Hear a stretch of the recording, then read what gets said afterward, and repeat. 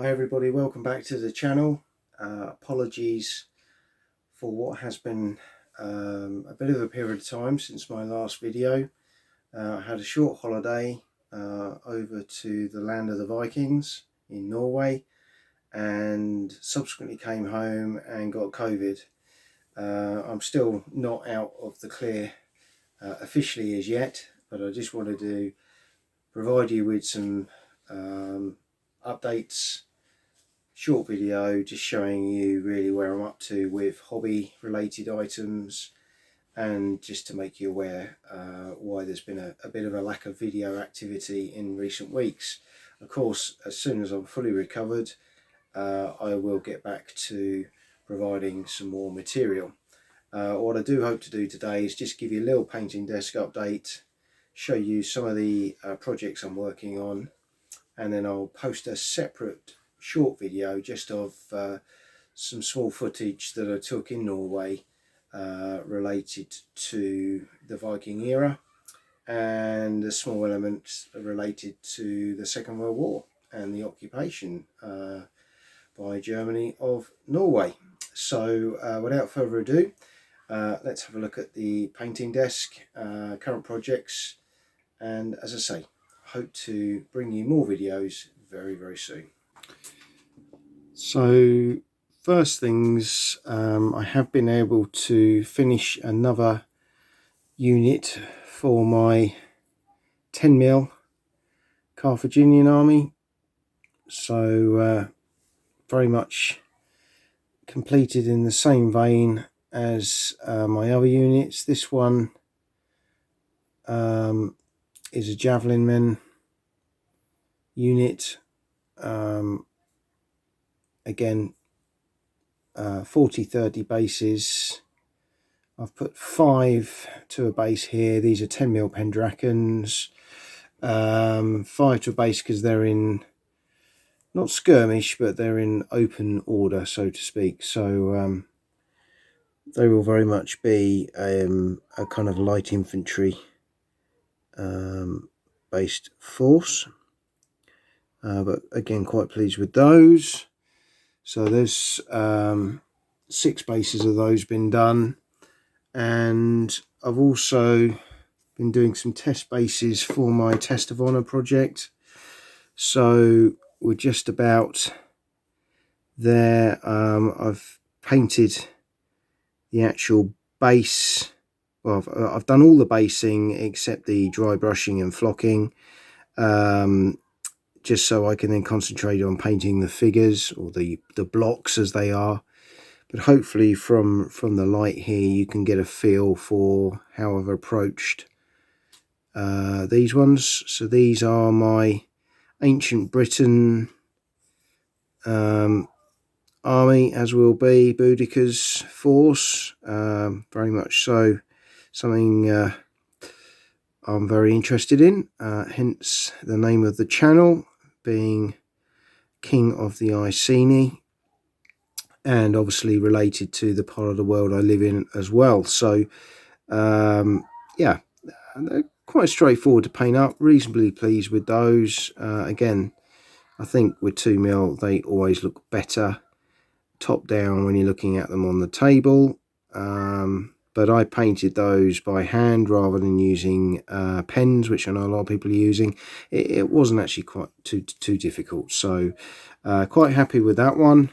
I've got a couple of others at different stages. So we've got another kind of warband base here. You can see I haven't done the tops yet, but I've done the edges, so that's kind of halfway through.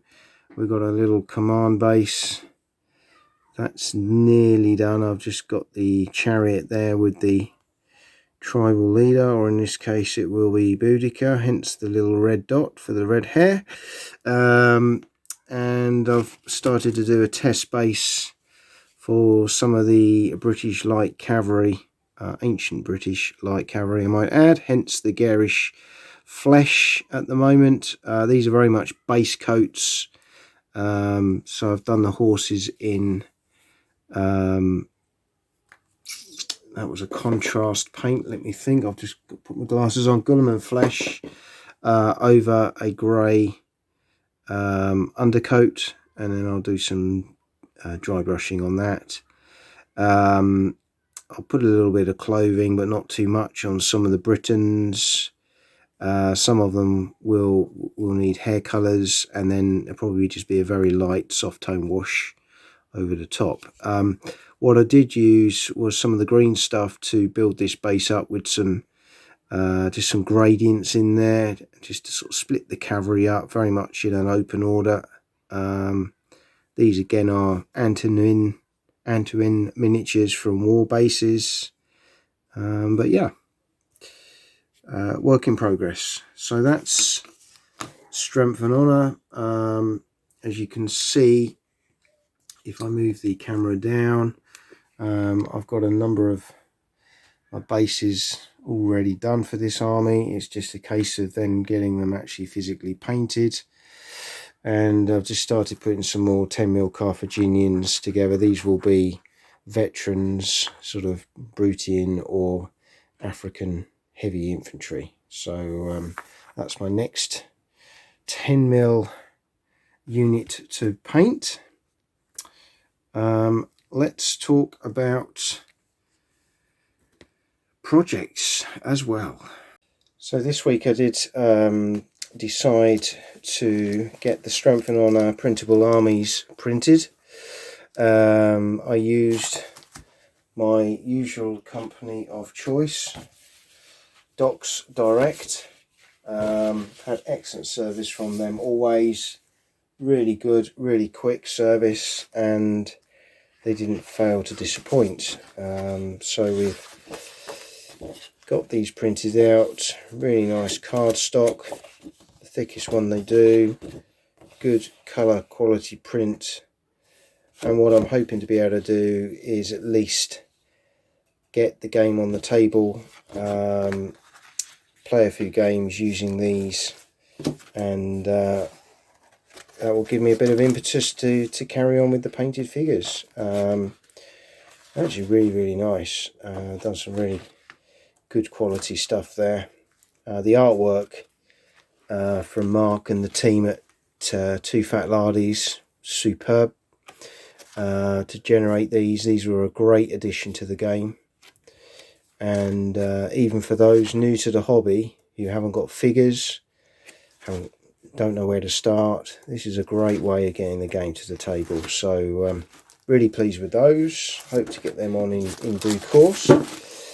A few weeks ago we were on our normal paint and natter evening, and one of my colleagues had spied some of the Europe Asunder Napoleonic 6mm range resin 3D printed figures.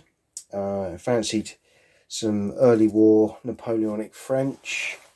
My brother and I quite fancy the Peninsula, and I decided, although it wasn't something I wanted to jump into immediately, that I would just buy a few or a small element of a Portuguese force, which I intend to add a few British to sort of bulk out the brigades. But these have arrived, and as you can see there, they look splendid.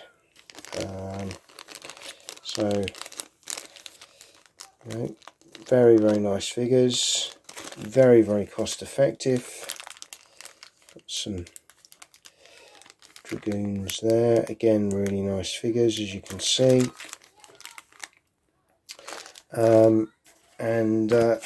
Yeah, there was a lot. I've got a few little extra packs of various figures from backers to bulk them out. Some Cazadores, the specialist light infantry. And the only thing I've got left to get here, just to complete this little force, is some artillery.